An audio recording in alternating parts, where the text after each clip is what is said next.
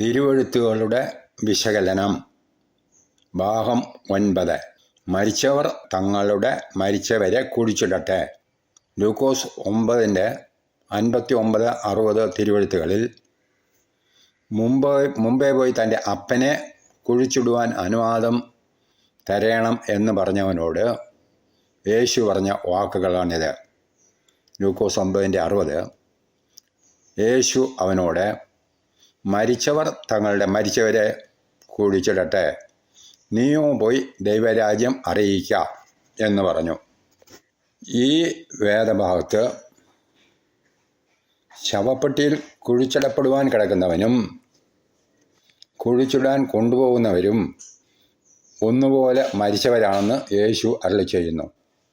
തിരുവെഴുത്തുകളുടെ വിശകലനം ഭാഗം 8 എന്ന കഴിഞ്ഞ വീഡിയോയിൽ വിശദീകരിച്ചതുപോലെ ആദാം അനുസരണക്കേട് ചെയ്തതിൻ്റെ ഫലമായി എല്ലാ മനുഷ്യരും മരിച്ചവരായി, ആത്മാവിൽ മരിച്ചവരായി എന്ന സത്യമാണ് യേശു ഇവിടെ സൂചിപ്പിക്കുന്നത്. ഭാഗം 8 വീഡിയോ കാണാത്തവർ കാണുക, കണ്ടവർ വീണ്ടും വീണ്ടും കാണുക.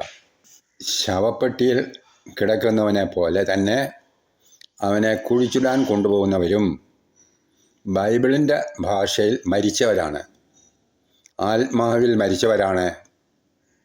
ബൈബിളിലെ പുതിയ നിയമം ആത്മാവിൻ്റെ കാര്യത്തിനാണ്, ആത്മാവിൻ്റെ ജീവൻ്റെ കാര്യത്തിനാണ്, ആത്മാവിൻ്റെ ജീവൻ്റെ കാര്യത്തിനാണ് ഊന്നൽ കൊടുക്കുന്നത്. ശരീരത്തിൻ്റെ ജീവൻ്റെ കാര്യത്തിനല്ല. ശരീരത്തിൻ്റെ ജീവനെ ബൈബിൾ പറയുന്നത് പ്രാണൻ എന്നാണ്. അതിനല്ല ബൈബിൾ പ്രാധാന്യം കൊടുക്കുന്നത്, ആത്മാവിൻ്റെ ജീവൻ്റെ കാര്യത്തിനാണ്. ശരീരം ഏതായാലും പൊടിയിൽ ചേരാനുള്ളതാണ്. അതിനാലാണ് ശരീരത്തിൽ പ്രാണനുള്ള എന്നാൽ ആത്മാവിൽ മരിച്ചിരിക്കുന്ന ആദാമിൻ്റെ സന്തതികളായ മനുഷ്യരോട് യോഹന്നാൻ ശ്ലീഹ ഇപ്രകാരം പറയുന്നത്. യോഹന്നാൻ 20:31. എന്നാൽ യേശു ദൈവപുത്രനായ ക്രിസ്തു എന്ന് നിങ്ങൾ വിശ്വസിക്കേണ്ടതിനും വിശ്വസിച്ചിട്ട് അവൻ്റെ നാമത്തിൽ നിങ്ങൾക്ക് ജീവൻ ഉണ്ടാകേണ്ടതിനും ഈ സുവിശേഷം എഴുതിയിരിക്കുന്നു. എന്നാൽ യേശു ദൈവപുത്രനായ ക്രിസ്തു എന്ന് നിങ്ങൾ വിശ്വസിക്കേണ്ടതിനും വിശ്വസിച്ചിട്ട് അവൻ്റെ നാമത്തിൽ നിങ്ങൾക്ക് ആത്മാവിൽ ജീവൻ ഉണ്ടാകേണ്ടതിനും ഈ സുവിശേഷം എഴുതിയിരിക്കുന്നു.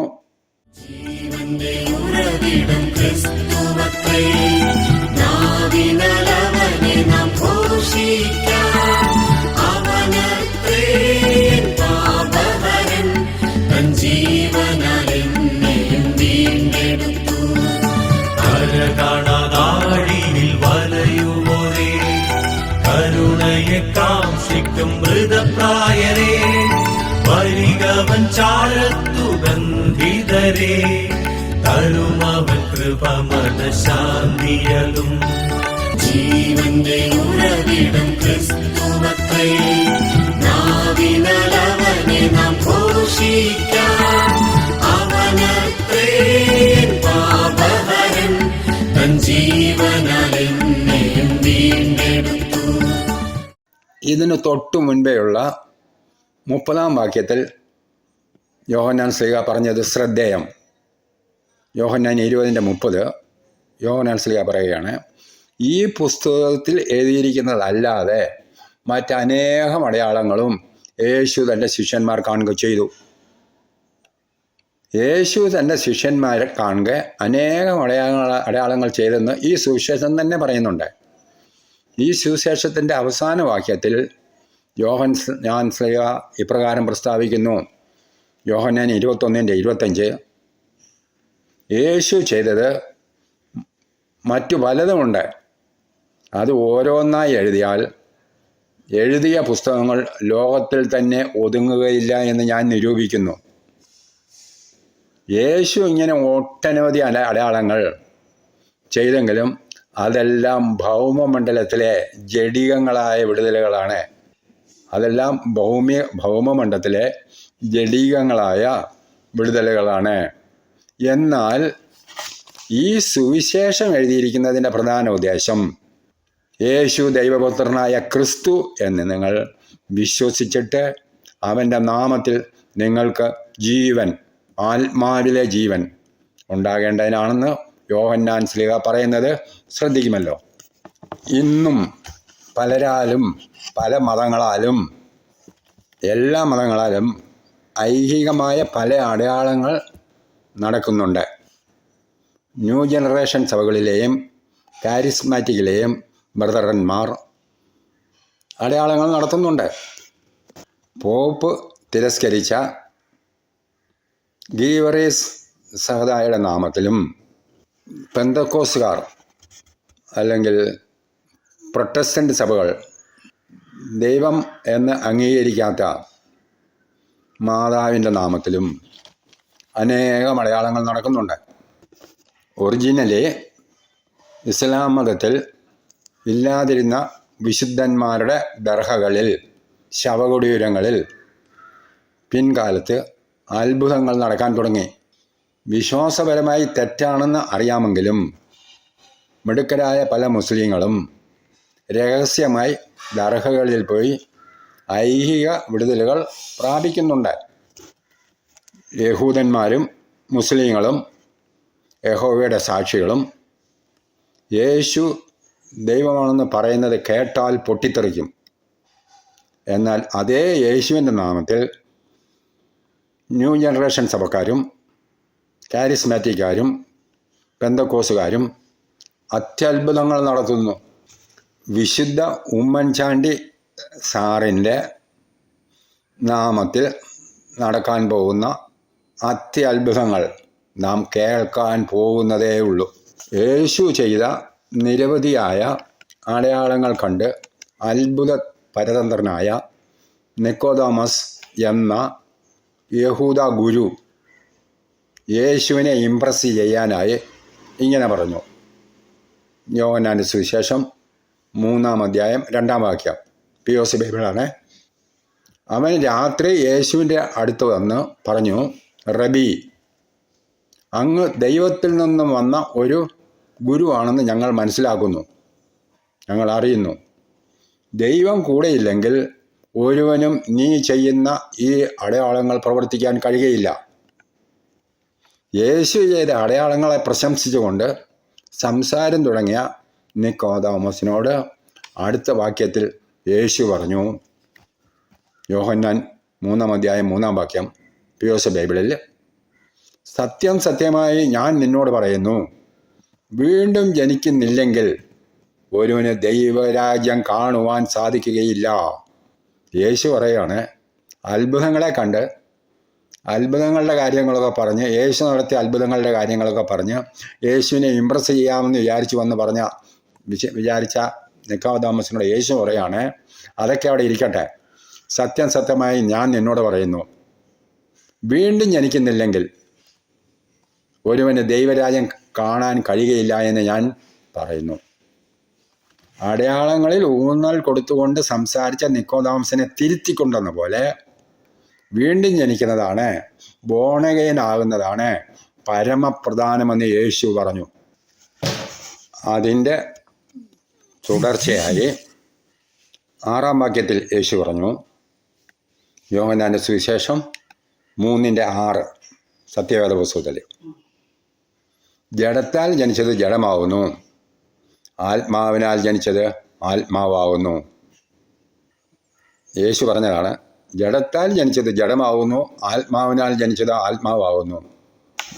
സാമാന്യ ഭാഷയിൽ ശരീരത്തിൻ്റെ ജീവനായ പ്രാണൻ നഷ്ടപ്പെട്ട ശരീരമായ ശവമാണ് ജഡം. എന്നാൽ ബൈബിളിൻ്റെ ഭാഷയിൽ ആദാം വിലക്കപ്പെട്ട വൃക്ഷഫലം തിന്നതിൻ്റെ ഫലമായി